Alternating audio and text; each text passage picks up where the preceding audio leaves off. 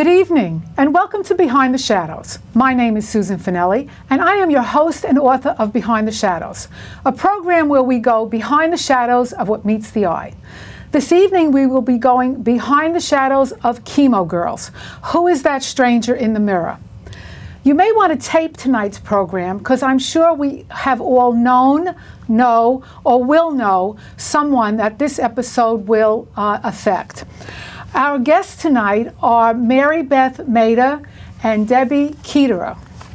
Marybeth is a breast cancer survivor and co-author of Beauty Pearls for Chemo Girls. Marybeth is president of the Red Bank Borough Education Foundation, past president of the Beauty Foundation for Women's Cancer Care, and is a noted public speaker, delivering keynote and motivational speeches for organizations dedicated to assisting and uplifting women dealing with cancer treatment. Debbie is co-author of Beauty Pearls for Chemo Girls. Debbie has over 2 decades of experience in the creative, corporate, and consulting world. Her current positions are founder and principal of Chalk Dust Consulting, managing member and co-author of Beauty Pearls for Chemo Girls, and co-founder and principal of Mobile Fields. Welcome, Marybeth and Debbie, to Behind the Shadows. It's a pleasure to have you here this evening. Oh, thank you for having us, Susan. Thank you so much.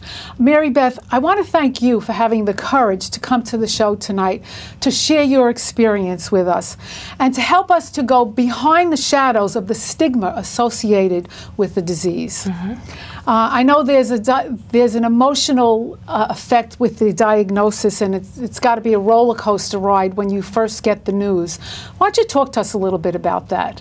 Oh, sure. Well, like most people, I always believed that that would never happen to me. That's right. No one ever thinks cancer is going to happen to you. Yeah, exactly. And my story is that one evening, about 7 years ago, I was putting laundry away in my bedroom and had the television on, and I saw a graphic that said it was going to be unusually hot the next day. Right. So I quickly checked under my arm to see if I should shave because maybe I would be going to the beach.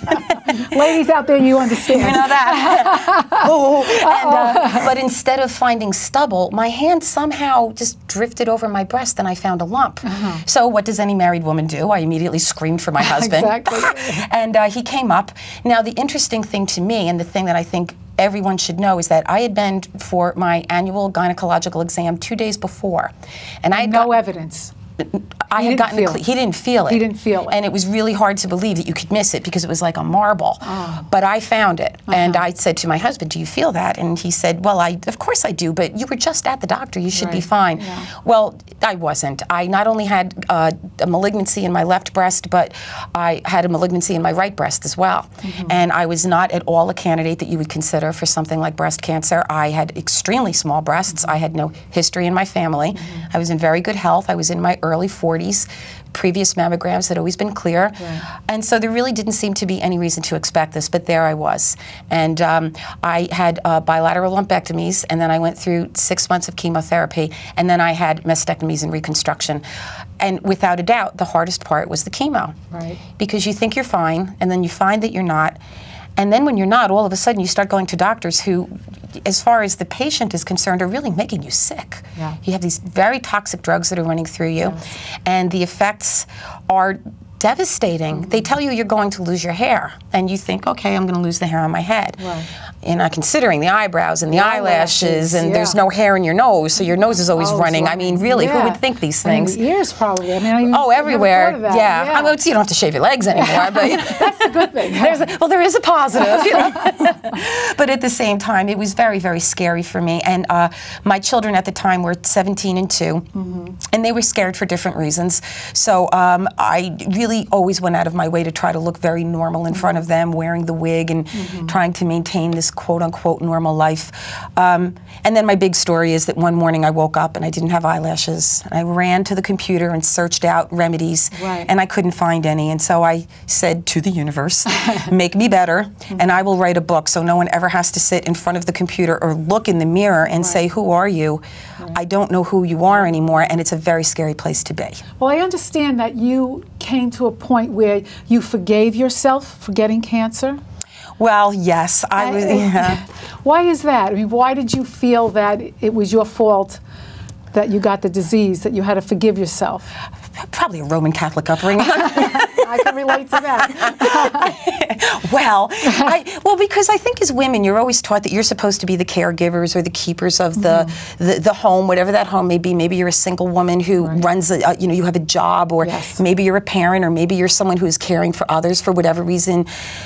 There's no room in your life to be sick. Right. And when you become sick, the first thing that I thought of is, well, what, I wasn't upset about the fact that I was sick. It wasn't like, why me? I thought, well, why not me? I mean, it could be me as easily as anybody else. But I was just so devastated because I was always a fit person and a healthy person, and I did yoga, and I didn't drink alcohol, and I was very, very careful about myself, and it wasn't supposed to happen to me. So I felt let down by my body, and I had to learn how to forgive myself for having this disease and for creating this enormous crisis. Yes. In my family, with my husband, with my kids, with my mom. My father had died 7 months earlier from cancer. Yeah, go tell your mom. Yeah, go tell Mom, I have cancer. Yeah, exactly. You know? Exactly. Yeah. It can't happen. Well, she said to me, I can't deal with this. And I was like, I'm sorry. Exactly. So that was really it. The whole sense of, in a way, it's almost Zen-like. You have to let go of the idea that you control your life, because what you really don't. You don't. There it is. You don't. You don't. You think you do. You think. And then something like cancer comes knocking and laughs at you. What do they say? Man plans, God laughs. Right. Exactly. So, yes. Yeah. Well, Debbie, I understand that you're no stranger to grave illness. Right. Your husband was ill very early on in your marriage. Yes. Talk to us a little bit about that and how you dealt with that. It was actually quite difficult. My husband got sick in his mid-20s, and we were actually dating at the time. We weren't even married. Married yet. And so, he had a first bout of phlebitis when he was 28, and then another when he was 31. We had just been married about 9 months. But it was kind of chronic there for a good 10 years. And then we had a really difficult time when he was about 35, and he had been complaining that something was wrong with his shoulder, and what ended up happening was he had a virus that traveled to his heart, and he had pericarditis, and that actually almost suffocated him. So we really went through this period, and the hard part, and I think this kind of relates to what we talk about in our book, is that we were young. Yes. So people react very differently when you're young. When you're older and not well, people are, it's expected. They expect it. But when you're young, they're afraid, so they don't know what to do. So what happens is they kind of stop calling, they're not really sure what to say, they're not really sure what to do. And you're trying to get on your life with young children and all of that, and it gets very, very hard. And so, one of the reasons that I really wanted to do this book was to say that support is really critical, because, again, like when someone gets really ill, everyone's there initially, and then everyone goes away. Well, there was an article in the paper this week, I don't know if you ladies saw it, the do's and don'ts on how to react to when a friend or loved one, did you see that in the New York Times? In the New York Times. He sent it to me. How to react. Do say this, don't say that. Right. Because, it's true. So tell me, how did you ladies hook up? How'd you meet? And what gave you, well, I know what gave you the motivation to write the book, but how did you kind of get to your collaboration? So we actually met when I was working at Clinique, and I hired Marybeth's firm to actually do a project for us, and we became kind of close colleagues at that point, and kind of friendly, and we continue to stay in touch. And I eventually left Clinique. Marybeth went on to do other things, and then we lost touch. And this is kind of the story. So we lost touch, and about a year and a half went by, and I said, "Where is she?" So I called her up, and I said, "Hey, what is going on?" And she said, "Well, I've just gone into remission with cancer." Yeah.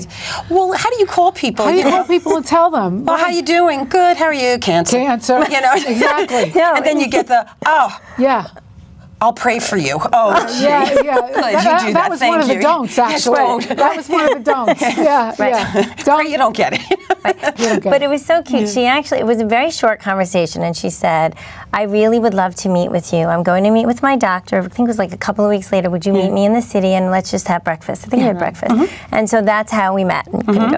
Yeah, well, I had this idea, because I had my universe moment. Now, fast forward, it's about a year and a half maybe a little bit more later.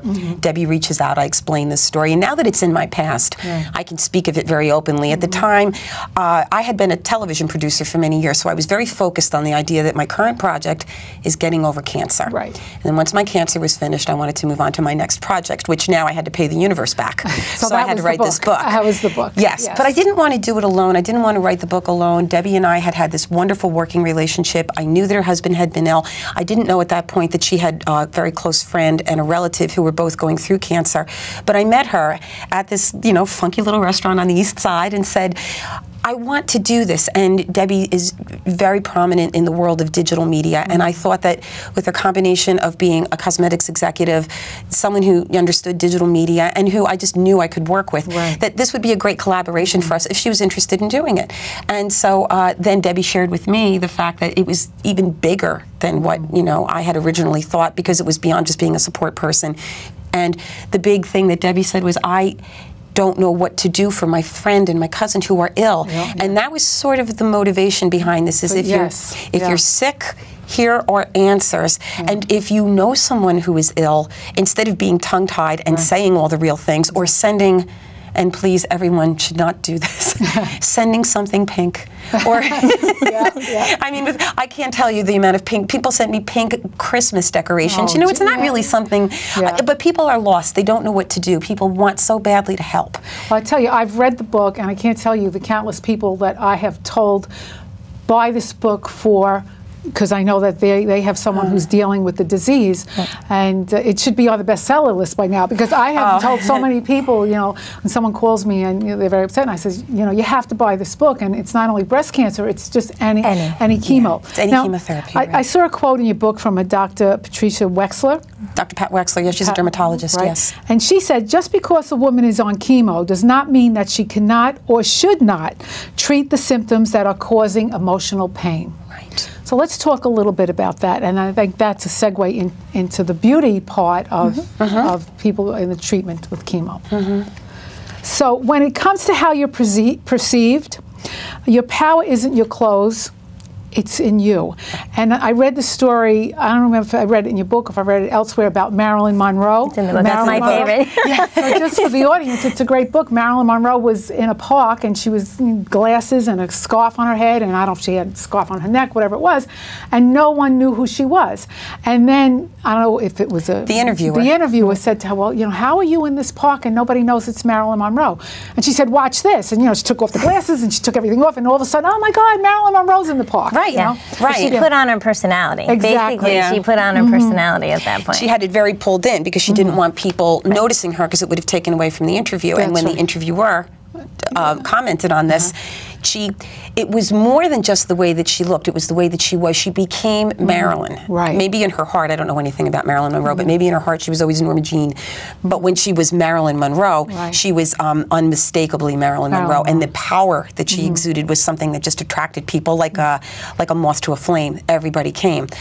The power is inside of you as a human being, but especially as a woman in Western culture, so much of our personal power is vested in what we look like. Right. And when you lose that sense of familiarity with who you are, you feel powerless in face of the disease, in the face of the treatment and what it's doing to you. And it's very frightening for the people with whom you live and who love you and who are depending upon you to see you so altered and so changed. It's not to say that if a woman loses her hair and wants to go au natural, that isn't the thing to do. There is no wrong and right. It's a matter of what works for you.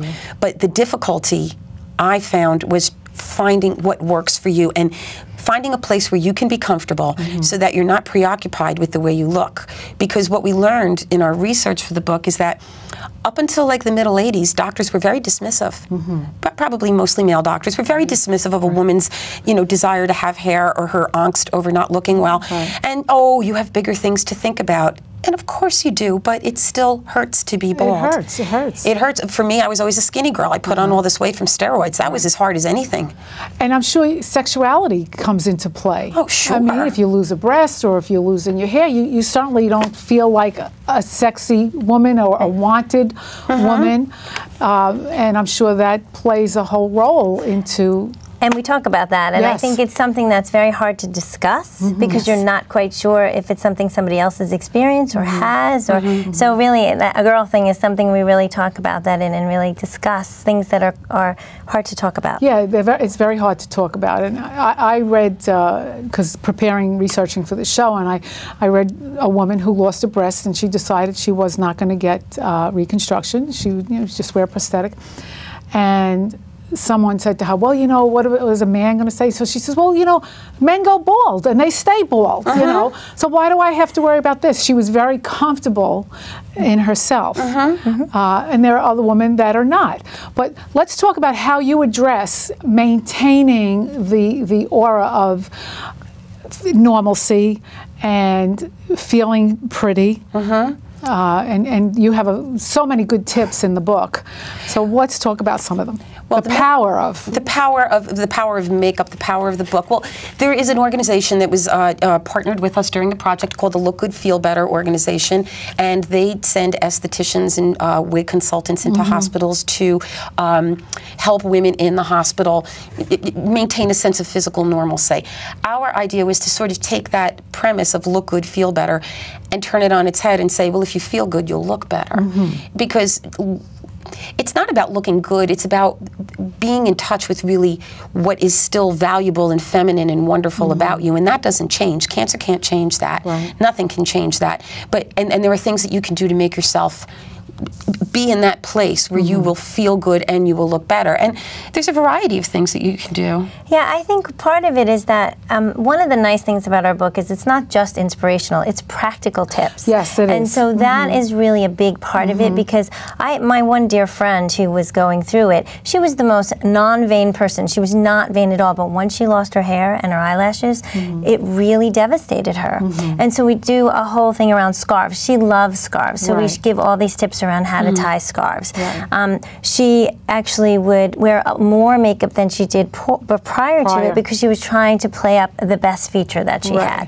But we actually talk about those things. I don't think you really know what your best feature is. And this is like finding your best feature. Figuring out now, because you're no longer framed by your hair, or no longer have your eyelashes, what do you work with? And how do you prepare for it? Because everyone knows now, if I'm on chemo, these are the things that are going to happen. But how do you prepare to the acceptance? You have to accept that the universe is bringing this to you. Well, essentially, for people who don't know the book yet, should know that Debbie and I did not consider ourselves experts, so we approached it really as a journalistic project. We identified the kinds of cancers that could affect women. We identified the chemotherapy treatments, and then we identified the side effects. And then we found experts to speak to the side effects. So for skin side effects, we talked with dermatologists, estheticians, people who were in that field. We talked to Dr. Howard Murad and Dr. Pat Wexler and people like that. For wigs, we spoke with hairdressers, very well-known hairdressers and wig designers and makers. We spoke with doctors and pain doctors. We spoke with stylists for, for clothing tips, because everyone thinks you're going to get very thin, and I actually thought that would be good. A pound here and there. Well, no, that didn't happen either. I got really heavy from that. And all of a sudden, nothing fit me, but we talked with photo stylists and designers, like Betsy Johnson wrote the foreword to our book, because we wanted to say, what is it that you do? The first thing that you do in terms of a physical thing is you identify something about yourself that is still wonderful. It could be the color of your eye, which never changes. Your lips, a very sensual thing. Perhaps you have great shoulders. Perhaps you have wonderful feet, There's something, and then you build yourself around something that makes you feel good. Maybe it's a piece of jewelry that you treat yourself to, or earrings, or something like that, that makes you feel like not only are you going to get through it, but that the eye will go to that, and then you don't have to feel as if you're, the unusual looking person in the room. And I'm sure, even if a patient is going through chemo and looks great because they take all your tips. I read the book cover to cover on a plane. Oh, thanks. And I read it cover to cover. So there's so many good tips there. But I'm sure deep inside, no matter what the mirror says, you have to be feeling something different. And I think you do, and I think one of the things we talk about, our book's a bit of a resource book, so one of the things I tell my friends when they're going to give it to someone else is, don't read it cover to cover. Read it as you need it. So go in and say, okay, here's something that's happening to me. Let me go check and see what they say to do. Because sometimes if you're just diagnosed and you read the whole thing, it can be a little scary. It's scary. It's very scary. I mean, it talks about the nails. Right. And all the things that could happen, and they may not. And so the question is, do you go in and you look it up and you say, oh, this is happening to me now. Did they touch upon this? Pretty much we touch upon everything. Yeah. Because otherwise, I think every day you'd wake up and say, okay, is it the nails today? Is it this? Exactly. You start to worry. So it's almost like the what to expect when you're expecting. If you read that cover to cover, you'd never have a baby. So I mean, seriously. I remember like, I'm not reading this chapter. Yeah. So I hid mine in a box when I was pregnant. I was so afraid of it. I'm not doing that. So ours is similar in that you may not have a lot of side effects. Things may not. My mother-in-law just went through it. She had hardly any side effects. So she didn't need as much, but she did read the book and it did help her but she went back. So we do talk about it as also a resource book. Just check. So when you're fearful, don't read the whole thing. Go through it as you're going through it and check it out. You can read the spirituality chapter. You talk about faith. You do talk about faith in the book, which that's my favorite chapter, actually. That was the hardest one to write because cancer is not a bladder infection. You know, the reason cancer is scary is because what it might mean. And even with all the wonderful advances that we have in medicine, it's still a very scary word to say and to know is inside of you. Exactly. So I thought it would be cheating if we didn't really address that. So we spoke with different leaders of faith. We spoke with psycho-oncologists who approach it from a sort of agnostic point of view, Eastern medicine and Eastern spirituality. And what I thought was most comforting and most amazing about that particular chapter is the universality of human experience and how in the end we all have those moments of fear and we have those moments of anxiety and confusion and what to do. And really what was provided over and over again are different ways that people can cope. A Jewish rabbi told us that you can look for a little mantra, a little prayer. It doesn't have to be in keeping with the faith in which you're raised or perhaps a faith that you don't even own. Exactly. But you find something that's inspirational to you. You may be Muslim, but you may find something that Mother Teresa said that really works for you. You may be agnostic, but find something that St. Thomas Aquinas said and that really works for you. You can keep an ethical will, something that you would like people to know about you for the generations to come. We talk about meditation. We talk about all of the different ways that you can try to find peace within yourself. And we also talk about how sometimes it's perfectly acceptable to be angry. And how the best thing that you can do is give space to all of your emotions. Because as one of the pastors, Pastor Pat, said, to deny your anger or your resentment, perhaps with God, perhaps with your body, is to do a great disservice, almost a violence to the reality of your humanity. You know, we're allowed to feel all of our emotions. You can't get lost in your depression and you can't hide behind a false joy, but you can find a place for all of it, and there's a lot of insight into that we found. How did you handle your husband's anger? Because he must have been very angry that this happened to you. Not angry at you, but angry probably at the universe. No, actually he wasn't. My 17-year-old was he was mortified, quite honestly. Well, I'm bald. He's at that age. Well, you know, he would call on the way home from school. Put your wig on, Mom. Exactly. Do you have a wig on? Why? I'm coming home with Jill. I'm like, oh, God. And then I had a 2-year-old who, just by my luck, happened to be an extremely verbal 2-year-old. So he told me almost right away, I don't like that baldy head. And so I feel like, oh, he doesn't like the baldy head, so I always had the wig on. But you know, a child will cry in the night. I'd get up and I'd walk in his room and he'd be standing there in the crib. I don't like your baldy head. So then I'd have to walk back to my room and find the wig and shove it on my head and go back in and comfort him in whatever way it was. My husband is a very, I wouldn't say he's just he's a wonderful man. As I say in the dedication, when I was anything but beautiful, he never made me feel anything but beautiful. And there's a real strong love and connection between he and I. And he was great. And he was great in helping me. He helped me cope with my mom, who frankly was not able to. Out. She was completely out of her mind. You know, I just went through this. I can't do this again. And I honestly, I felt like, oh, this is so wrong. How could I have done this to my poor mother? You have to worry about you staying in control. In the meantime, back at the ranch. Well, you affect all these different people, and you don't realize the role that you play in people's lives until all of a sudden it's compromised. Exactly. And you know what? They worry for themselves. I mean, they don't want you to die. Right. You know. And in the meantime, and they don't want to lose you, but what's going to fill that void? I mean, if my daughter or my son dies, like what's going to fill that? Well, you do, and you really, I mean, for me, when Bobby was really ill, younger, I kept thinking, so what is my life going to look like if he's not here? Yes. And you really do. You have these young children, and you're looking ahead. I mean, I would say that I definitely got angry.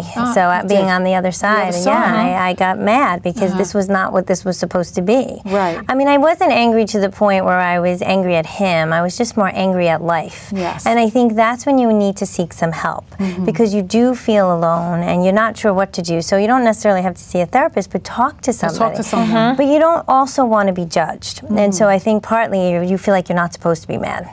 Like, this isn't the way you're supposed to feel, and that's really what our pastor said is, no, it's okay. It's okay as the patient, it's okay to be mad, and as the family, it's okay to be mad, because all of this, but then you get through that emotion and you get on to the next one, which is, okay, what do we do now? You can't hold on to that anger. No, and you have to be able to talk about it. I mean, if that's a bit of advice that I could share with anyone who's going through it, have someone who you can talk to about what it is that you're feeling. You may be a teenager whose mother or father is ill, and perhaps the parents just aren't equipped, but there might be an elder family member or a member of clergy or someone at your school, someone who you can talk to so that you can express all these emotions in a safe place, because it doesn't make you a bad person for feeling it. It's makes harder. you human. I mean, you're human. Exactly. It brings out the humanity in you. Oh my, we're running out of time. Oh my gosh. Oh my gosh, we're getting huge. You have to come back. Didn't even scratch the surface. Of course we will. The surface. I have so much to talk about. But Marybeth, I want to thank you. Of course. It's very brave of you to come and talk about this. Anytime. And you also to share this story with your husband. And what a collaboration. I mean, this, as I said, I read it cover to cover because I was preparing for the show. It's a wonderful, wonderful book. So thank you again. And thank you to our audience for tuning in tonight. If you've missed any of our shows, you can go to www.behindtheshadows.com and click on Public Access Television. If you have a topic you would like us to talk about, you can contact me at susan@behindtheshadows.com. Until next time, remember, the brightest light shines behind the shadows. Thank you so much. What a great show. I cannot believe it. You're very welcome. Thank you for having us. You were great. You both were great.